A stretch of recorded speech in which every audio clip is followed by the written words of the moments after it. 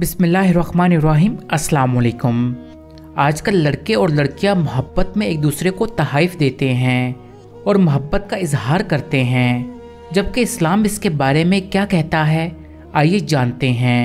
मगर इससे पहले आप हमें लाजमी सब्सक्राइब करें और इस वीडियो को लाजमी शेयर करें ताकि मज़ीद लोग इस सब से दूर रहें। आम दिनों में या वैलेंटाइन वाले दिन अजनबी मर्द और औरत के मबैन जो नाजायज़ मोहब्बत का ताल्लुक़ कायम होता है और आपस में जो तहाइफ का तबादला होता है, फुकाहे कराम फरमाते हैं कि ये रिश्वत के हुक्म में दाखिल है, इसलिए नाजायज़ और हराम है। ऐसे गिफ्ट लेना और देना दोनों ही नाजायज़ और हराम हैं। अगर किसी ने ये तहाइफ लिए हैं तो इस पर तौबा के साथ साथ ये तहाइफ वापस करना भी लाजम है।